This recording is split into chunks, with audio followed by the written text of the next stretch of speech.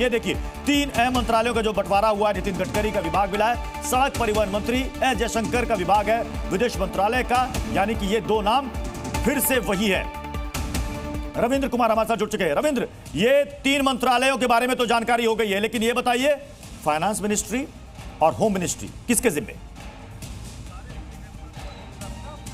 देखिए, अभी तक जो जानकारी मिल रही है, हालांकि अभी तक इस लिस्ट जारी नहीं हुआ है। मैं फिर बता दूं, ये रोड ट्रांसपोर्ट के जो मंत्रालय है या मंत्री है, उन स्टाफ द्वारा इसी ग्रुप में डाला गया है उस मंत्रालय का, और जिसमें Nitin Gadkari road transport minister, Ajay Tamta को और हर्ष मल्होत्रा दिल्ली वाले, उत्तराखंड और दिल्ली के जो सांसद हैं बीजेपी के, उनका इसमें डिप्टी बताया गया है। एक ही लिस्ट जो ऑफिशियल है, अभी तक कोई ऑफिशियल लिस्ट नहीं आया है, और ये भी उनके स्टाफ ने गलती से अपने ही किसी ग्रुप में डाला, इसके कारण से इसका खुलासा हुआ। हालांकि ये कयास जरूर है कि थोड़ी देर में ये लिस्ट आ जाएगी, ये तैयार है और कभी भी ये जारी हो सकती है, तो वो थोड़ा इंतजार करना पड़ेगा। लेकिन जिस तरह से नितिन गडकरी को रोड ट्रांसपोर्ट बनाया गया, कई मंत्रियों को दोहराया गया है, फिर से रिपीट किया गया है, ऐसे में मान के चला जा सकता है कि वित्त मंत्रालय निर्मला सीतारमण के पास ही रहने वाला है, विदेश मंत्री एस जयशंकर ही होंगे, गृह मंत्री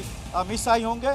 तो ये कहीं ना कहीं कयास जो था अभी और इंतजार करना पड़ेगा। लिस्ट जारी नहीं हुआ है, ये केवल और केवल एक मंत्रालय के कर्मचारी ही कर सकते हैं या निजी स्टाफ द्वारा अपने किसी व्हाट्सएप ग्रुप में डाला गया था, उससे ये खुलासा हुआ है। ऑफिशियल लिस्ट अभी तक नहीं आया, लेकिन यानी जो ये लिस्ट यानी अभी तक जो 3 मंत्रालयों के बारे में जानकारी लगी है रविंद्र, उससे यही लग रहा है कि जो टॉप 6 मिनिस्ट्रीज है उनमें पुराने चेहरों पर हुई पीएम मोदी ने भरोसा जाहिर किया है।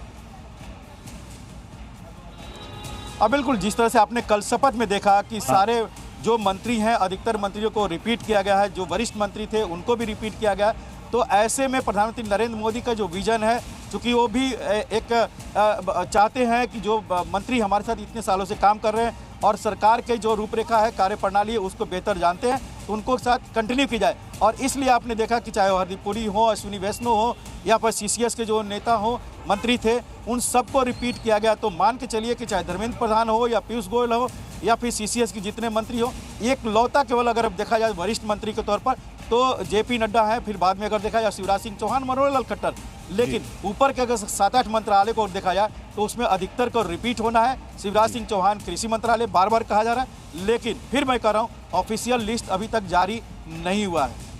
यानी कृषि मंत्रालय, आईबी मिनिस्ट्री किसके पास होगी, पेट्रोलियम मंत्रालय कौन संभालेगा, क्या धर्मेंद्र प्रधान को फिर से ये जिम्मा दिया जाएगा? फिलहाल आपको बता दें जो बड़ी खबर निकलकर सामने आई है, 3 मंत्रालयों के बारे में जानकारी आ चुकी है। हालांकि ये अभी तक सरकार की तरफ से ऑफिशियल ऐलान नहीं हुआ है। अश्विनी वैष्णव फिर से रेल मंत्रालय संभालेंगे, एस जयशंकर फिर से विदेश मंत्री होंगे, नितिन गडकरी फिर से सड़क परिवहन मंत्री होंगे। News.